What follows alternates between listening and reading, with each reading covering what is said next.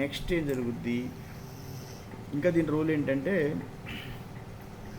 ఒకసారి object create అయినప్పుడు heap మెమరీలో ద ఆబ్జెక్ట్ రెఫరెన్స్, అంటే ఎక్కడైతే ఆబ్జెక్ట్ స్టోర్ అయిందో హీప్ మెమరీలో ఆ లొకేషన్కి ఒక మెమరీ అడ్రస్ ఉంటుంది కదా, ఆ మెమరీ అడ్రస్ని స్టాక్ మెమరీలో ఒక వేరియబుల్లో స్టోర్ చేస్తుంది.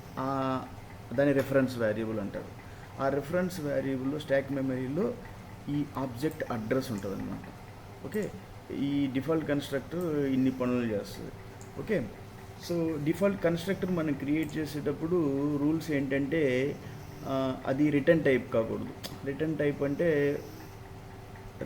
అంటే సపోజ్ రిటర్న్ టైప్ చేయటం అంటే, ఇప్పుడు ఇక్కడ మనం ఇంట్ అని, ఓకే, వాయిడ్ రాసాం. Okay, void. Okay, constructor create చేసేటప్పుడు అంటే కన్స్ట్రక్టర్ని క్రియేట్ మనకి క్లాసు కన్స్ట్రక్టర్ని కూడా క్రియేట్ చేయొచ్చు.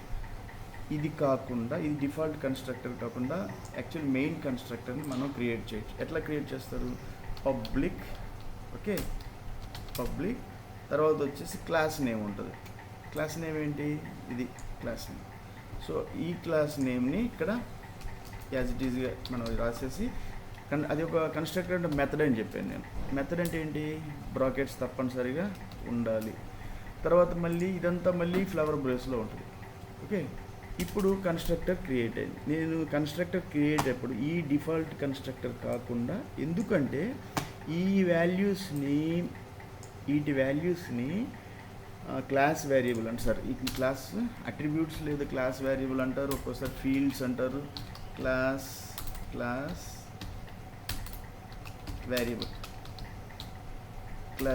ఓకే, ఇప్పుడు ఈ క్లాస్ వేరియబుల్ వాల్యూస్ నేను చెప్పాను, డిఫాల్ట్ వాల్యూ, ఇనిషియల్ వాల్యూ ఈ డిఫాల్ట్ కన్స్ట్రక్టర్ పాస్ చేస్తుంది దానికి వాల్యూ x=0 అని చెప్పేసి. కానీ ఒకవేళ నువ్వు దాని వాల్యూ అప్డేట్ చేసావనుకో, అప్డేట్ చేస్తే దాని వాల్యూని ఇదేం చేస్తుంది? అప్డేట్ చేస్తుంది అన్నమాట. ఓకే, ఇప్పుడు పబ్లిక్, ఇది కన్స్ట్రక్టర్ క్రియేట్ అయింది కదా, ఇదొక కన్స్ట్రక్టర్. ఇక్కడ నేను రాస్తాను, this is called main constructor. Main constructor. Okay, ఇప్పుడు ఏం చేయాలి? ఒక క్లాస్ వేరియబుల్ వచ్చింది, ఒక కన్స్ట్రక్టర్, మెయిన్ కన్స్ట్రక్టర్ క్రియేట్ అయింది. ఈ కన్స్ట్రక్టర్లో మనకి ఇప్పుడు ఈ వాల్యూని నేను డిఫాల్ట్ వాల్యూకి ప్రింట్అవుట్ తీస్తాను. నేను ఇక్కడ 0 అని వస్తుంది మనకి. ఓకే, ఇప్పుడు దానికి నేనేం చేస్తాను? ఇంటెక్స్ అని ఒక వేరియబుల్, దీన్ని లోకల్ వేరియబుల్ అంటారు. దీన్ని ఏమంటారు? Local variable. ఎందుకు లోకల్ వేరియబుల్ అంటారు?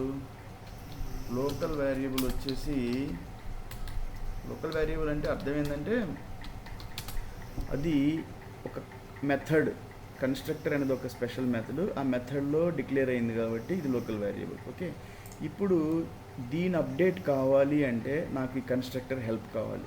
డైరెక్ట్గా దీన్ని అప్డేట్ చేయలేను ఈ ఎక్స్ వేరియబుల్ని, అందుకని ఇక్కడ కన్స్ట్రక్టర్ రాస్తాం. ఇక్కడ మనం ఏం రాస్తామంటే, దిస్ ఒక లైన్ ఆఫ్ కోడ్ రాస్తాను, this dot X is equal ఏం రాస్తాను? X is equal to X అంట అనమాట. ఓకే, నెక్స్ట్ వచ్చేసి టర్మినేట్ చేసి, ఇప్పుడు ఏం జరుగుద్ది అంటే, నువ్వు ఇప్పుడు ఇక్కడ ఏమి వస్తుంది? Parent object is equal to parent class. ఏ లైన్లో ఉంది? Constructor parent is undefined. Okay, define చేద్దాం. ఇప్పుడు నేను ఆబ్జెక్ట్ క్రియేట్ అయింది. ఇప్పుడు నేను ఈ ఎక్స్ వాల్యూ ఉంది కదా, నేను చెప్పాను దీని డిఫాల్ట్ వాల్యూ 0 అని చెప్పాను. ఇప్పుడు ఈ ప్రింట్అవుట్, ఇక్కడ నువ్వు ప్రింట్అవుట్ తీస్తే ఏమవుద్ది? కాపీ చేసి ఇక్కడ ప్రింట్అవుట్ రాసావంటే, పేస్ట్ ఇక్కడ రాయి, దీంట్లో వాల్యూ ఆఫ్ ఎక్స్ అని రాయి. వాల్యూ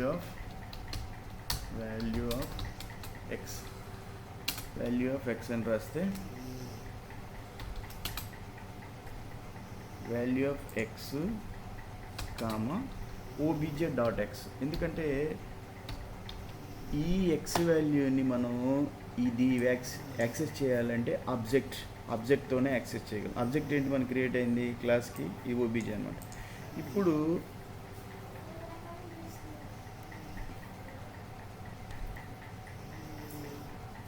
ఓకే, ఇప్పుడు ఏమవుతుంది,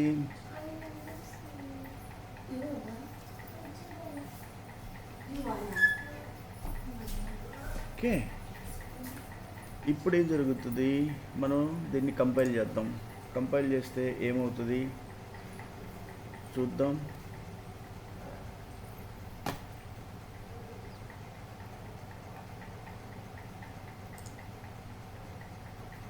ఎర్రర్ వస్తుందా?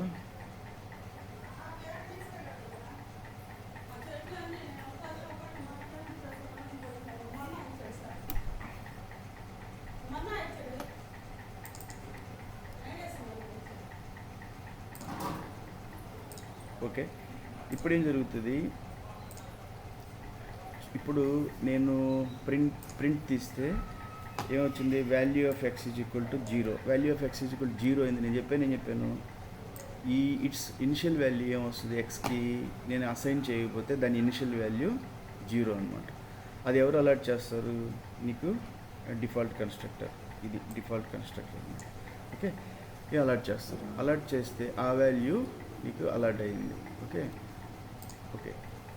నువ్వు value of X equal 0. So constructor role అది అనమాట. ఇప్పుడు దీని బదులు నువ్వు ఈ ఇంటెక్స్ బదులు సపోజ్ నువ్వు స్ట్రింగ్ ఇక్కడ డిక్లేర్ చేసావు అనుకో, ఒక స్ట్రింగ్ డిక్లేర్ చేస్తే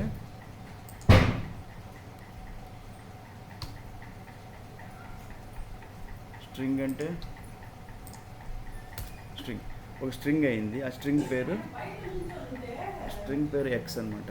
అప్పుడు దీని స్ట్రింగ్కి డిఫాల్ట్ వాల్యూ ఏంటి, ఇనిషియల్ వాల్యూ నల్ అనమాట. ఆ నల్ ఎవరు ప్రొవైడ్ చేస్తారు, ఈ కన్స్ట్రక్టర్ అనమాట. ఇప్పుడు దాన్ని మనం చేస్తే ఏమొస్తుంది, నల్ అని వస్తుంది, నల్ వాల్యూ. ఓకే అప్డేట్ చేసేది ఎవరు, అప్డేట్ ఎక్కడ జరుగుద్ది, ఇక్కడ. సపోజ్ ఇక్కడ మన వాల్యూస్ పాస్ చేయాలి. ఇక్కడ మనం దాని వాల్యూ వచ్చి ఇప్పుడు స్ట్రింగ్ అన్నాం కాబట్టి స్ట్రింగ్ని ఇప్పుడు కూడా మీకు డబుల్ కొటేషన్ మార్కులు ఇవ్వాలి. సపోజ్ వాసు అని పాస్ చేస్తే ఈ వాసు ఎక్కడికి వెళ్తుంది, ఈ వాసు వచ్చేసి మనకి దీనికి పాస్ అవ్వాలి. దీనికి పాస్ అవ్వాలంటే ఈ కన్స్ట్రక్టర్ నేను రాశాను. ఆ కన్స్ట్రక్టర్లో నీకు ఆ కన్స్ట్రక్టర్లో ఏమవుతుంది, కన్స్ట్రక్టర్ త్రూ అది అప్డేట్ అవుతుంది. ఓకే అట్లా జరుగుతుంది అన్నమాట. ఓకే ఇప్పుడు ఇక్కడ నేనేం పాస్ చేశాను, వాసు అనే వాల్యూ పాస్ చేసినప్పుడు ఈ వాల్యూ కన్స్ట్రక్టర్లో పాస్, ఈ వాల్యూ లోకల్ వేరియబుల్ ఇక్కడ ఈ ఎక్స్కి పాస్ అవుతుంది అన్నమాట. ఓకే ఇక్కడ పాస్ చేసిన ఈ స్ట్రింగ్ ఇక్కడ వెళ్తే అక్కడి నుంచి X is equal to this dot X అంటే అక్కడి నుంచి ఈ ఎక్స్ అప్డేట్ అవుతుంది అన్నమాట. కాబట్టి అప్పుడు మనం కోడ్ రన్ చేస్తే ఏమవుతుంది, ఇక్కడ ఎర్రర్ వస్తుంది. ఎర్రర్ ఎందుకు వస్తుంది,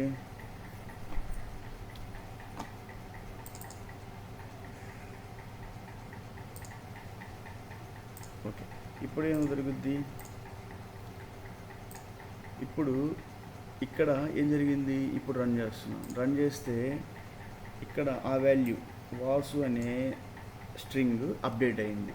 ఎక్కడ అప్డేట్ అయింది, ఇక్కడ స్ట్రింగ్ మీరు ఈ క్లాస్ వేరియబుల్ ఎక్స్ అన్నారు కదా, ఆ ఎక్స్ వాల్యూ అప్డేట్ అయింది అనమాట.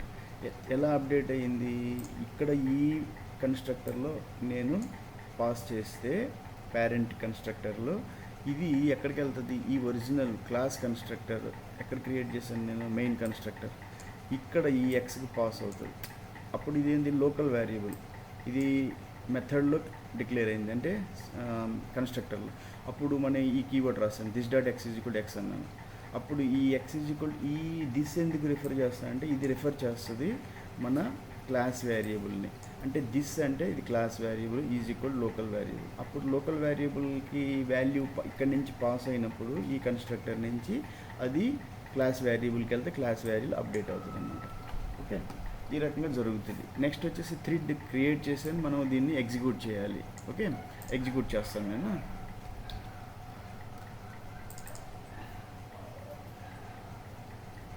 ఓకే